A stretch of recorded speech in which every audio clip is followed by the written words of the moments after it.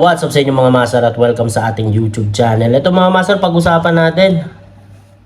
Ito no, nakikita nyo ba? Itong post ni Jocelyn Tulfo, no, asawa ni Raffy Tulfo, ni Senator Raffy Tulfo. Pero ang pagkakaalam ko, ang legal or original na asawa ni Raffy Tulfo ay itong si Ma'am Julie Licop. Yun yung pagkakaalam ko.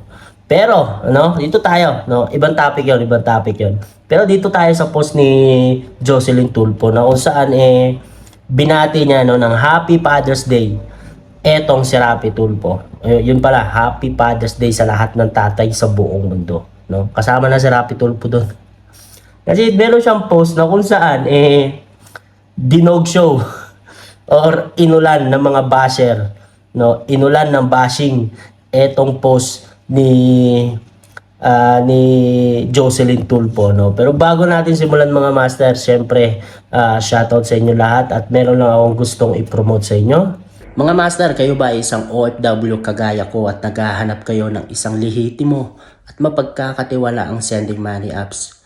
Ito yung nadiscover ko, itong TapTapSend, no? Kasi pinadali ng TapTapSend ang pagpapadala natin ng pera papuntang Pilipinas. Hindi mo na kailangan pang pumila or pumunta sa mga remittance store. Siyempre, ang una nyong gawin mga master ay i-download mo na ito sa inyong mga Play Store or Apple Store at pag-sign up lang kayo. Tapos, eto pang nakakatuwa mga master dito sa TapTapSend. Kasi meron itong zero fees for all mobile banks and e-wallets. Isipin nyo yun, wala kayong babayaran. Zero. At eto pa, meron itong bonus mga master kasi kung ikaw ay nagtatrabaho sa US, Australia, Canada, Europe, UK at UAE, gamitin mo lang itong aking promo code na ALAN5014. Big letter mga master, ALAN5014 at kayo ay makakatanggap ng $20 sa inyong unang padala. So ano pang hinihintay nyo mga master? Download nyo na itong TapTapSend at mag-send kayo ng pera sa inyong mga mahal sa buhay. At yan, balik na tayo sa ating topic. No, etong post ni Jocelyn Tulfo, na kung saan binati niya ng Happy Father's Day itong si Raffy Tulfo, ay inulan ng bashing. Yan. Actually, kita nyo naman, no, naka-close yung comment section. Kasi sa comment section mga master, no, at ang dami na ng mga influencer din na nag-post na ito. At meron pang mga screen record na record nila. Puro basher. Puro basher. yung mga nagko-comment. Basher ni Senator Raffy Tulfo, no? Raffy Tulfo, ayaw na sa'yo ng taong bayan. Paano ba yan? Paano ka pa tatakbong presidente niyan? Pinupush ka pa naman ng mga Tulfonatics, no? Lalo-lalo na ng Ampalayagang kasi talagang ano sila sa iyo Sip-sip talaga Sip-sip himod Tumbong Di ba? Paano yan? Paano ka pa mananalong presidente niyan sa sarili niyong social media, no? Hindi lang naman to sa social media ni Jocelyn Tulfo, pati naman din sa social media ni Raffy Tulfo ay inuulan sila ng mga basher. 'Di ba? Talagang todo-todo yung kritisismo na kukuha nila sa mga taong bayan. 'Di ba? Galit na ang mga Tulfonatics. Yung mga dating Tulfonatics, no? Syempre, hindi na sila pwedeng tawagin Tulfonatics kasi nga ayaw na nila kay Tulfo so hindi na sila Tulfonatics, di ba? Galit na Kasi kaya naman, di ba? Isipin nyo, di ba? Ang tapang-tapang ni Raffy Tulfo sa kanyang programa na Raffy Tulfo in Action, no? Dati, na kung saan talagang galit na galit siya sa mga korap, abusado sa kapangyarihan, no? Na nasa gobyerno. Di ba? Yung mga tahimik sa gobyerno, hindi nagsasalita, galit na galit siya dyan. Pero ngayon, bakit? Bakit ganyan ang ginagawa mo? Di ba? Yung mga dati mong sinasabi, di ba? Nagalit ka sa mga ganong klase ng tao, pero ikaw din pala ganon, no? Well, di ba? Si Raffy Tulfo, ano naman yan masasabi natin na abuse power din yan eh. Bakit? Kasi nga mahilig sa cut the process. Ayaw sumunod sa batas, no? Parehas na parehas sila ng kapatid niyang si Erwin Tulfo, si Bendalo. Kasi ito namang si Rapi Tulfo, cut the process. Ito mga master, no? Tingnan nyo. Ito ay merong 1,000 tuloy, 100,000, 122,000 na reacts, no? Tapos ngayon, ang makikita nyo, sobrang dami. Sobra talaga, no? Sobrang dami ang nag-react ng haha-react, no? Sa almost na 122,000 na reacts, 3,100 lang yung nag-like, yung nag-approve. Tapos, yung nag-heart is 2,000 lang. Tapos, tignan nyo, yung nag-haha-reacts, 116,000. Medyo hindi nagpo-focus ang ating camera, pero okay lang yan. Pero, kita nyo naman, di ba? 116 yan, mga master. Ganon kadami. Alam mo yun, dinog show ka sa sarili mong page. Ang sakit nun. Talagang kitang-kita na, no? Kitang-kita na talaga. Naggalit na talaga yung mga tao dito kay Rapi Tulfo. Di ba? Tahimik ka ba naman eh? Nga? Dati ang ingay-ingay mo sa programa mo, galit na galit ka sa mga korap. Galit na galit ka sa mga abusado sa kapangyarihan. Pero ano nangyari? Bakit ganun ka rin? Di ba? At meron din pala itong 1,000 na angry. Tapos, yung nag-heart, yung heart na may dalang puso, no? Hindi yung heart na pula, merong 191. Pero yung nag-react talaga. Hindi man lang nangalahati yung nag-like, ang putik yan. Kawawa. Oh my God, no? Hindi na natin mababasa yung mga comment. Hindi natin mababasa. Hindi na tayo makapag-comment. Pero nandiyan pa rin naman yung mga ibang mga comment, no? Ito. Sabi ni Reynaldo Abrian Puno, puro negative na ang comment sa inyo. Alam nyo na next election. Yan. Di ba? Happy Father's Day, Senator Sir Rapi Tulfo. God bless you always. Meron pa rin naman talagang mga nagko-comment na magaganda, no? Pero, tinan nyo ba naman yung comment na maganda? Tinawanan lang din. Saklap. Ito, Happy Father's Day to you, Senator Rapi Tulfo. More blessing to you. Hindi ka lang ama ni Kong Ralph at Hakot Queen Maricel. Ama ka din ng maraming Pilipino na niniwala sa'yo. Mabuhay ka, gagi. Ang daming reacts. Happy Father's Day, Boss Tulfo. Ingat po, God bless. O, tino mo si react din, buisit. No? Binusog sa maleta, kaya kahit babaero, okay lang. Kita niyo ba yan? Hindi gano'n kasi nagpo-focus ang camera natin, mga master, no?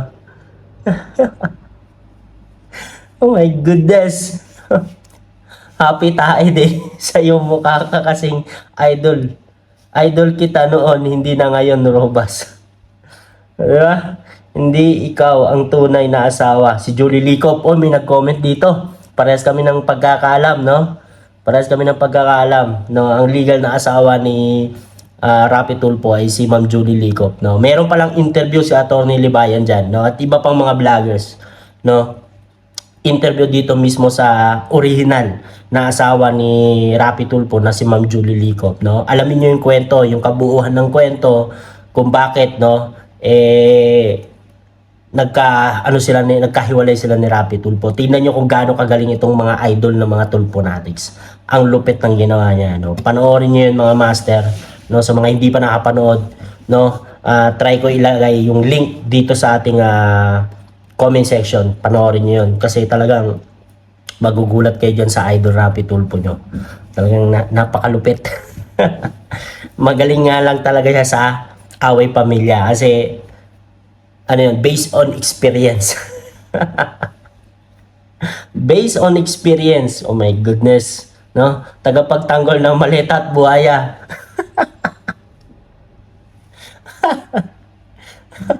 Ang saklap. Di ba? Ang ganda-ganda ng bati sa'yo, no? Alam mo yung bati mo, taos puso. Taos puso ba? Taos puso, di ba? Tapos, ibabash ka lang pa. At meron pang kumakalat ngayon, no? Meron pang kumakalat ngayon sa social media na kung saan meron na, 'di ba? Umabot na daw ng almost 30, no? 32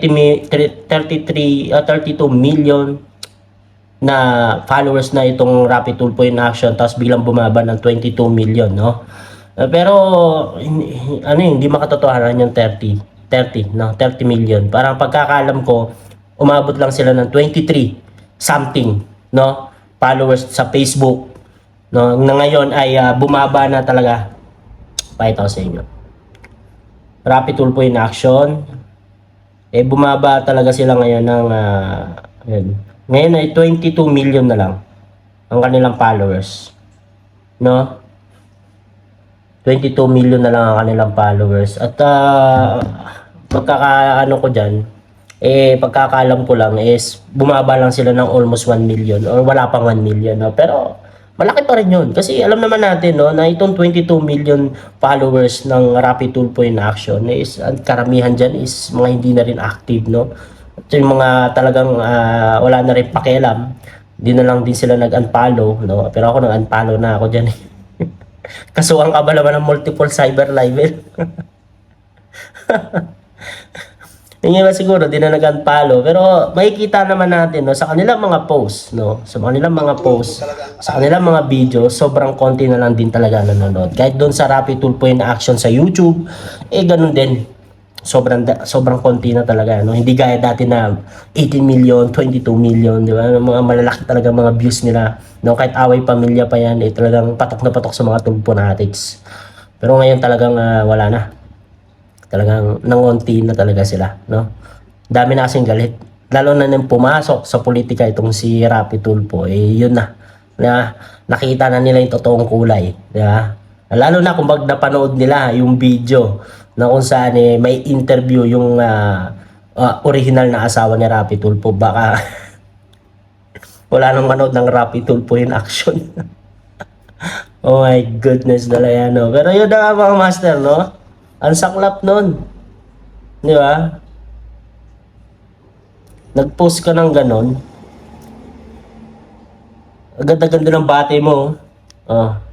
Happy Father's Day sa aking asawa, Senator Rapid Tulfo. Saludo ako sa iyong walang sawang pagmamahal, sakripisyo, paninindigan at malasakit, hindi lamang bilang isang ama sa ating pamilya, kundi bilang isang lingkod bayan na patuloy na nagsisilbing boses ng mga inaapi at nangangailangan. Ang inyong lakas at dedikasyon ay tunay na inspirasyon sa marami. Binabati ko rin po ang lahat ng ama, papa at tatay saan mang sulok ng mundo. Maraming salamat po sa inyong sa inyong lakas, walang kapantay na pagmamahal at patuloy na pagtaguyod sa inyong mga pamilya.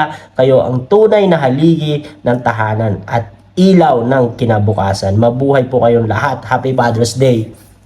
Wow, ang ganda. Ganda naman. Ang ganda naman ng pagkakasabi niya, no? Disagree lang ako dito sa aking asawa. Pero yun na nga mga master, no? Inulan ng bashing itong post ni Jocelyn Tulfo. So alam nyo na, next election, bawi-bawi din pag may time. Di ba? Huwag na nating pabalikin pa, no, sa mataas na posisyon, no? Gawing leader yung mga gantong klase ng politiko. Di ba? Si Rapid Tulfo, sinabi niya nga dati, di ba, na hindi siya papasok sa politika. Pero anong nangyari? Di ba? Hinakot mo na yung buong pamilya mo. Di ba? Nagtandem pa kayo dyan ng utol mong si Erwin.